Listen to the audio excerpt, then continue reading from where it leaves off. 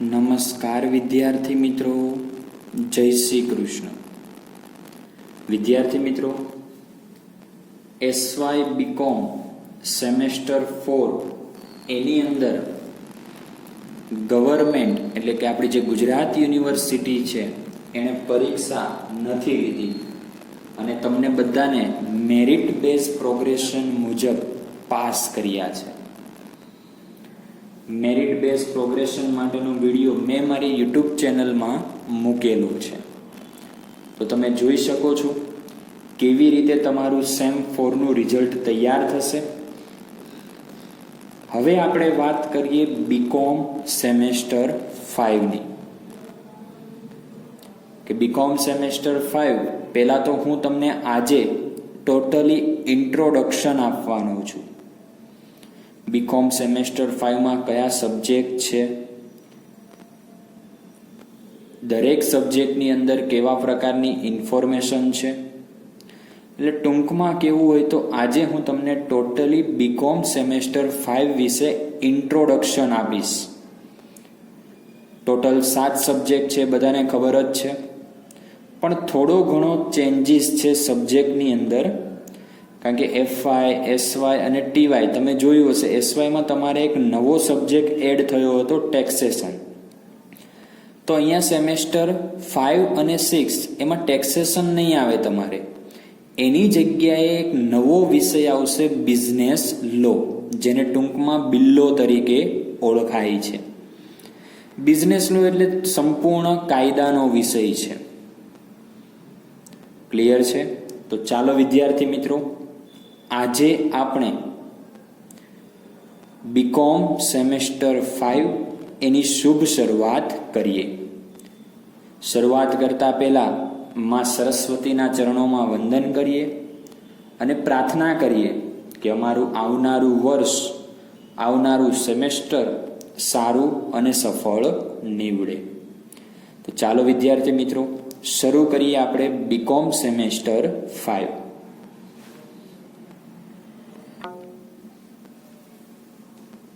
આ છે તમારો પહેલો subject, advance accounting and auditing, જેને કહેવામાં આવે છે કોસ્ટ એન્ડ ફાઇનાન્સિયલ અકાઉન્ટિંગ. અત્યાર સુધી કોસ્ટ એકાઉન્ટ અને ફાઇનાન્સિયલ એકાઉન્ટ બંને તમે અલગ અલગ શીખ્યા છો, બંનેની બુક અલગ અલગ આવતી હતી. પણ સેમેસ્ટર 5 અને સેમેસ્ટર 6 આ કોસ્ટ અકાઉન્ટ અને ફાઇનાન્સિયલ અકાઉન્ટ બંને કમ્બાઈન થઈ ગયું, એટલે એક જ બુક તમારી અહીંયા બનશે, એડવાન્સ એકાઉન્ટિંગ એન્ડ ઓડિટિંગ. તો ચાલો જોઈએ એડવાન્સ એકાઉન્ટિંગ ઓડિટિંગ એટલે કે કોસ્ટ એન્ડ ફાઇનાન્સિયલ અકાઉન્ટમાં કેટલા યુનિટ છે, એ યુનિટને કેટલા ચેપ્ટરમાં ડિસ્ટ્રીબ્યુટ કરેલા છે, કયું ચેપ્ટર કેટલા ગુણમાં પૂછાય છે. ચલો તો એની ચર્ચા કરીએ વિગતવાર. Cost and financial account total 4 યુનિટમાં આખી તમારી બુક ડિસ્ટ્રીબ્યુટ થયેલી છે. કેટલા યુનિટમાં? 4. યુનિટ નંબર 1 એમાં એક ચેપ્ટર છે પ્રોસેસ કોસ્ટિંગ 1, જેનો વેઇટેજ યુનિવર્સિટીમાં છે 25%. મીન્સ કે પ્રક્રિયા પડતર 1 યુનિવર્સિટીમાં 14 માર્ક્સનો એક સમ પૂછાશે, કમ્પલસરી. કેટલા માર્ક્સનો એક સમ આવશે?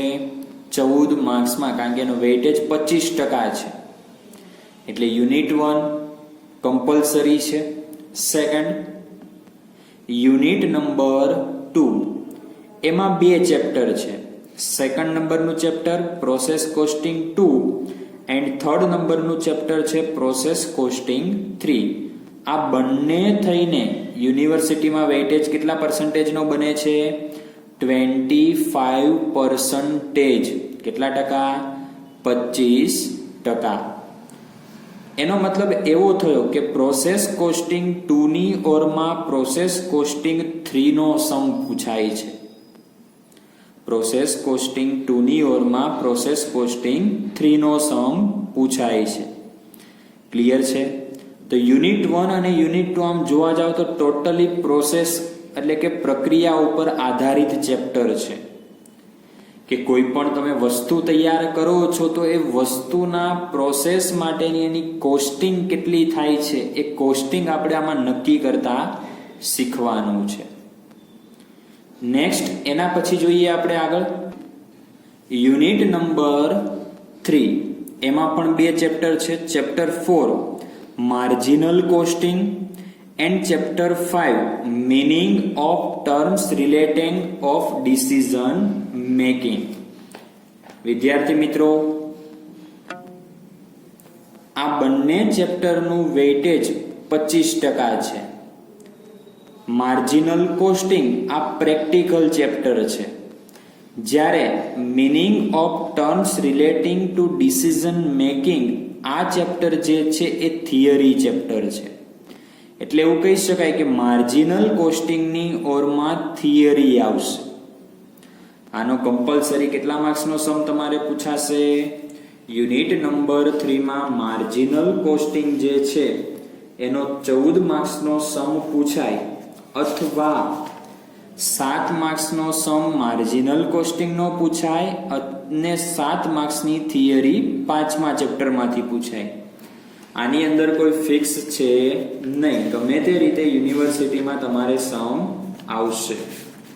એટલે કમ્પલસરી તમારે આની થિયરી મોઢે કરવી જરૂરી છે. યુનિટ નંબર 4 એમાં 2 ચેપ્ટર છે, અમાગ્લેશન એકાઉન્ટ એન્ડ એબ્સોર્પ્શન એકાઉન્ટ.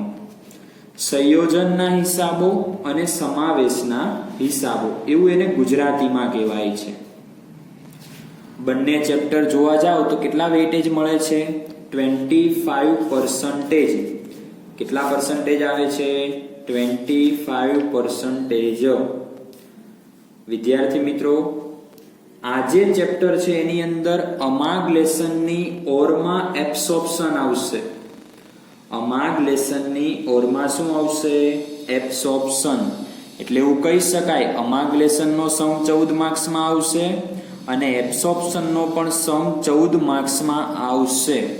આ બંને ચેપ્ટર એકબીજાની ઓરમાં પૂછાશે, પણ બંનેનો વેઇટેજ 14 માર્ક્સનો જ છે, કારણ કે બંને લોંગ સમ છે એટલા માટે, અને બંને એકદમ ઈઝી પણ છે.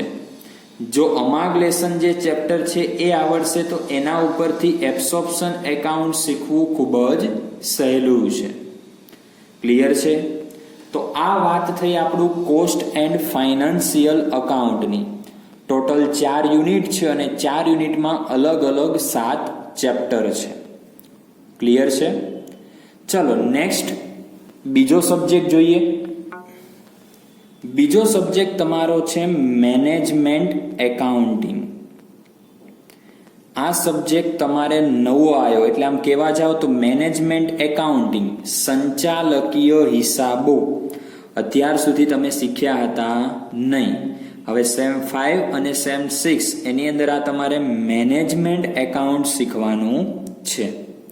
તમે કોસ્ટ એકાઉન્ટ શીખી ગયા, ફાઇનાન્સિયલ એકાઉન્ટ શીખી ગયા, પણ એની સાથે સાથે મેનેજમેન્ટ એકાઉન્ટનો અભ્યાસ કરવો જરૂરી છે. તો ચાલો ઇન્ફોર્મેશન મેળવીએ. મેનેજમેન્ટ એકાઉન્ટમાં કેટલા સબ્જેક્ટ છે? ચલો મેનેજમેન્ટ એકાઉન્ટ, તો મેનેજમેન્ટ એકાઉન્ટ પણ 4 યુનિટની અંદર ડિસ્ટ્રીબ્યુટ થયેલું છે. કેટલા યુનિટમાં? 4. Unit number 1 management accountancy, totally theory, કારણ કે નવો સબ્જેક્ટ છે તો પેલા મેનેજમેન્ટ એકાઉન્ટ છે શું એની ઇન્ફોર્મેશન મેળવવી પડશે. સેકન્ડ નંબરનું ચેપ્ટર છે financial statement analysis and interpretation. વિદ્યાર્થી મિત્રો, તમે ધોરણ 12 માં એક ચેપ્ટર શીખીને આવ્યા છો ટકાવારી વાળું, યાદ છે કોઈને? નાણાકીય પત્રકોનું વિશ્લેષણ એવું એક ચેપ્ટર કેલ્સીમાં તમે ટકાવારી શોધતા હતા. તો બસ એ જ આપણે કરવાનું છે આ ચેપ્ટરમાં. કેલ્સીની મદદથી ટકાવારી શોધવાની છે. ક્લિયર છે? આ બંને થઈને કેટલા પર્સન્ટેજ વેઇટ બને છે? 25% નો વેઇટ છે. આ બંને એકબીજાની ઓરમાં પૂછાશે. આનો 14 માર્ક્સનો ક્વેશ્ચન હોય તો એની ઓરમાં સેકન્ડ ચેપ્ટરનો 14 માર્ક્સનો સમ પૂછાશે. ક્લિયર છે? યુનિટ નંબર 2 જેનું નામ છે ગુણોત્તર વિશ્લેષણ, રેશિયો એનાલિસિસ. આ ચેપ્ટર પણ તમે ધોરણ 12 માં ભાગ 2 માં છેલ્લું ચેપ્ટર હતું રોકડ પ્રવાહની આગળનું. યાદ છે? એમાં તમે ઘણા બધા 17 થી 18 સૂત્રો પણ શીખ્યા હતા. દેવાદારોનો ગુણોત્તર, લેણદારોનો ગુણોત્તર, ચોખ્ખા નફાનો ગુણોત્તર, સ્ટોકનો ગુણોત્તર. તો બસ એ જ ચેપ્ટર અહીંયા છે, પણ થોડા એડિશનલ રેશિયો આવશે, વધારાના ગુણોત્તરો આવશે. આ યુનિટમાં આ એક જ ચેપ્ટર છે અને એક જ ચેપ્ટરનો વેઇટ 25%, મતલબ રેશિયો એનાલિસિસનો સમ 14 ગુણમાં કમ્પલસરી પૂછાશે. ક્લિયર છે? ચલો યુનિટ નંબર પછી આગળ જોઈએ છીએ. યુનિટ નંબર 3 4 નંબરનું ચેપ્ટર આવશે કેશ ફ્લો સ્ટેટમેન્ટ, રોકડ પ્રવાહ પત્રક. કેટલા ટકા? 25%. ક્લિયર છે? વિદ્યાર્થી મિત્રો, આ ચેપ્ટર પણ તમે શીખી ગયા છો. યાદ આવે છે? ધોરણ 12 માં છેલ્લું ચેપ્ટર રોકડ પ્રવાહ પત્રક. રોકડ પ્રવાહ પત્રકનો સમ કમ્પલસરી 14 માર્ક્સમાં આવશે. કેટલા ગુણમાં આવશે? 14 ગુણમાં. ઘણી વખત એવું બનતું હોય છે રેશિયોની ઓરમાં પણ કેશ ફ્લોનો સમ પૂછાય છે, પણ યુનિવર્સિટીની જે પેપર પેટર્ન છે એની અંદર ચેન્જીસ હોઈ શકે. એટલે આપણે બંને સમ કમ્પલસરી તૈયાર કરવાના છે. યુનિટ નંબર 4 એની અંદર ટોટલ 4 ચેપ્ટર છે. કેટલા ચેપ્ટર છે? 4. Budget and budgetary control, preparing various type of budget, zero based budgeting and cash budget. એમાં આ 5, 6 અને 7 આમ જોવા જાવ તો થિયરી બેઝ ચેપ્ટર છે, એટલે થિયરી એમાં વધારે હોય છે, જ્યારે કેશ બજેટ એ ટોટલી પ્રેક્ટિકલ છે. એટલે એની ઓરમાં એવું થઈ શકે આ 3 યુનિટ હોઈ શકે, પણ આ ચારેય યુનિટનો વેઇટેજ કેટલા ટકા છે? 25%. ક્લિયર છે? તો આ રીતે મેનેજમેન્ટ એકાઉન્ટ ટોટલ 4 યુનિટમાં વહેંચાયેલું છે. ચલો એના પછી આગળનો સબ્જેક્ટ જોઈએ, સ્ટેટિસ્ટિક, આંકડા શાસ્ત્ર. એની અંદર પણ 4 યુનિટ છે. જોઈએ. યુનિટ નંબર 1 ની અંદર એક જ ચેપ્ટર છે ઇન્ટિગ્રેશન એન્ડ ઇટ્સ એપ્લિકેશનો, સંકલન અને તેના ઉપયોગો. વિદ્યાર્થી મિત્રો, તમે સેમેસ્ટર 4 માં વિકલન શીખીને આવ્યા, શીખ્યું કે નહીં? એનું ઊંધું કરો એટલે ઇન્ટિગ્રેશન. એટલે મેં ત્યારે કીધું હતું એની નોટ સાચવીને રાખજો, કારણ કે જો વિકલન આવડશે તો એના ઉપરથી તમને સંકલન આવડશે. એક જ યુનિટ છે એટલે એનો weightage 25%. Unit number 2 Poisson distribution and hyper geometric distribution. બરોબર? સંભાવના વિતરણ અને અસતત યાદચ્છિક સંભાવના વિતરણ, બંનેનો વેઇટેજ કેટલા ટકા છે? 25%. એના પછી આગળ જોઈએ unit number 3 process control technique. એનો વેઇટેજ, જેને બીજો નામે કહેવાય છે સ્ટેટિસ્ટિકલ ક્વોલિટી કંટ્રોલ, કે આંકડા શાસ્ત્રની ગુણવત્તા ચકાસણી માટે આ ચેપ્ટર ખૂબ જ અગત્યનું છે. એનો વેઇટેજ પણ કેટલા પર્સન્ટેજ છે? 25%. આ ચેપ્ટરમાં તમારે કમ્પલસરી આલેખ પોથી એક લેવી પડશે. એટલે માર્કેટમાં જ્યારે જાઓ તો જોડે જોડે એક ગ્રાફ બુક પણ લઈ લેજો, કારણ કે આ ચેપ્ટરની અંદર તમારે બધા સમમાં ગ્રાફ કમ્પલસરી દોરવાના છે. અને પરીક્ષામાં પણ એવો જ સમ પૂછાશે. એટલે એક ગ્રાફ બુક આમાં લેવાની છે. યુનિટ નંબર 4 લોટ કંટ્રોલ ટેકનિક, જેનું છે એક્સેપ્ટન્સ સેમ્પલિંગ. એનો વેઇટેજ પણ કેટલા પર્સન્ટેજ છે? 25%. તો જોવા જાઓ તો સેમેસ્ટર 4 કરતા સેમેસ્ટર 5 નું સ્ટેટ સહેલું છે, કારણ કે 4 જ યુનિટ છે અને 4 યુનિટમાં ખાલી યુનિટ નંબર 1 એ થોડું ડિફિકલ્ટ છે. જો વિકલન આવડતું હશે તો સંપૂર્ણપણે સહેલામાં સહેલું ચેપ્ટર, કોઈ તકલીફ તમને એમાં પડશે નહીં. તો 4 યુનિટ છે, 4 યુનિટમાં એક ચેપ્ટર, એટલે ટોટલ 4 ચેપ્ટર, બધાનો વેઇટેજ 25%. તો આ આપણો સબ્જેક્ટ અહીંયા જોયો આપણે, સ્ટેટિસ્ટિક. ક્લિયર છે? હવે બીજા સબ્જેક્ટની ઇન્ફોર્મેશન મેળવીએ. ઇકોનોમિક્સ, અર્થશાસ્ત્ર.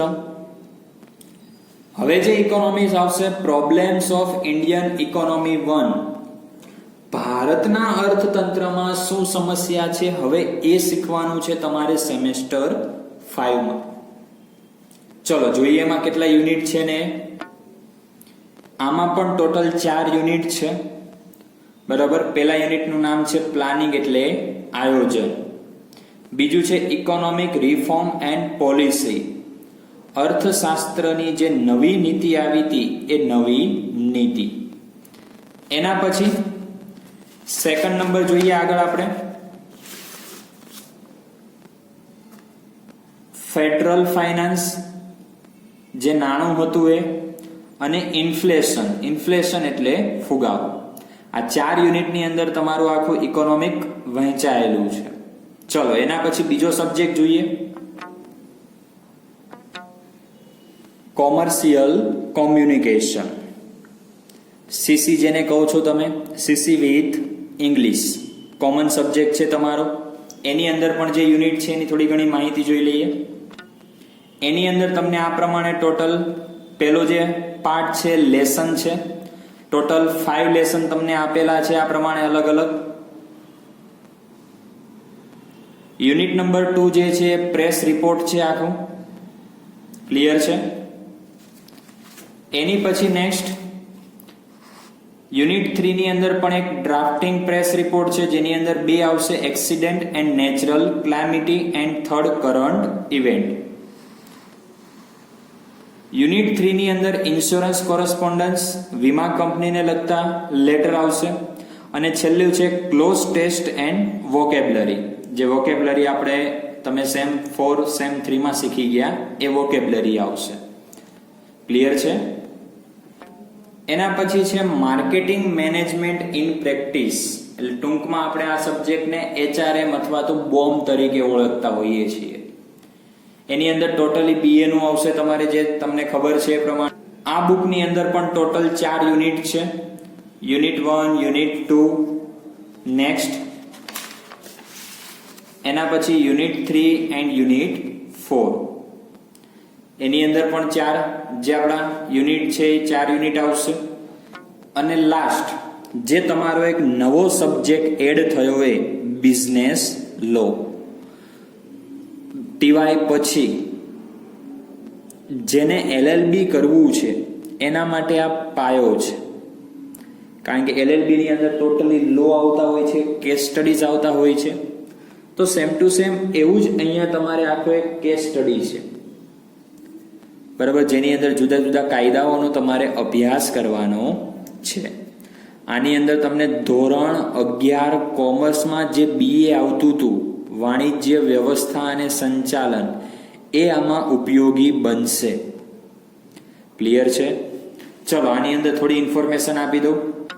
આમ જોવા જશો તો આની અંદર પણ યુનિટ 4 છે, પણ ક્વેશ્ચન તમે આમ જોશો તો તમને લાગશે આટલા બધા ક્વેશ્ચન. આ ખાલી યુનિટ 1 ના ક્વેશ્ચન છે, જેની અંદર અલગ અલગ 4 પાર્ટ છે. એની પછી યુનિટ નંબર 2 આવે છે ઇન્ડિયન કોન્ટ્રાક્ટ એક્ટ 1872 નો જે કોન્ટ્રાક્ટ હતો એ આખો કોન્ટ્રાક્ટ આવશે. નેક્સ્ટ યુનિટ 3 જે આપણા ઇન્ડિયાની અંદર ઇનડાયરેક્ટ ટેક્સીસ જે છે એ ઇનડાયરેક્ટ ટેક્સીસની ઇન્ફોર્મેશન આવશે. And unit number for the cell of goods act 1930, જે વેચાણ માટેનો જે કાયદો હતો એ કાયદો છે. એની અંદર પણ આટલા તમે જેટલા ક્વેશ્ચન જોઈ શકો છો એટલા ક્વેશ્ચન છે. ક્લિયર? તો આની અંદર ટોટલી મેં કીધું એ પ્રમાણે આપણે લો શીખવાનો છે, કાયદો શીખવાનો છે. ચલો એના પછી હું થોડી તમને પેપર સ્ટાઇલની ઇન્ફોર્મેશન આપી દઉં, કારણ કે પેપર સ્ટાઇલ ખૂબ જ અગત્યની વસ્તુ છે. થોડો ઘણો ખ્યાલ હશે, પણ લોકડાઉનની અંદર જો બાયપાસ થઈ ગઈ હોય તો થોડું એને કવર કરી લઈએ. તો ચાલો, પેપર સ્ટાઇલ આપણને બધાને ખબર છે. યુનિવર્સિટીનું પેપર 70 ગુણનું આવશે. ટોટલ 4 યુનિટની અંદર 4 સેક્શનમાં આપણું યુનિટ ડિવાઇડેડ થયેલું હશે. ક્વેશ્ચન એ જો સમ હશે તો 14 માર્ક્સનો આવશે, પણ જો અહીંયા થિયરી હશે તો કદાચ એવું બની શકે 7-7 માર્ક્સના 2 ક્વેશ્ચન પણ હોઈ શકે. બધાની અંદર સેમ ટુ સેમ આ જ છે. બી ની અંદર દરેકની અંદર આપણને ખબર છે કે શોર્ટ ક્વેશ્ચન પૂછાય છે અથવા એમસીક્યુ પૂછાય છે. તો ક્વેશ્ચન એની અંદર 4, ક્વેશ્ચન 2 માં 4, ક્વેશ્ચન 3 અને 4 માં 3 માર્ક્સના એમસીક્યુ અને શોર્ટ ક્વેશ્ચન આવતા હોય છે. તો આ પ્રમાણેની આખી તમારી યુનિવર્સિટીની શું છે, એક પેપર પદ્ધતિ છે. યુનિવર્સિટીનું જે પેપર આવે છે એ આ પ્રમાણે તૈયાર થઈને આવતું હોય છે. ઓકે વિદ્યાર્થી મિત્રો, તો ચલો વિદ્યાર્થી મિત્રો, આજના લેક્ચરમાં આપણે ઓનલી ઇન્ટ્રોડક્શનની ચર્ચા કરી. નેક્સ્ટ લેક્ચરથી હવે આપણે સ્ટેટિસ્ટિકની અંદર જે આપણું યુનિટ છે, યુનિટ નંબર 3 થી હું શરૂઆત કરીશ.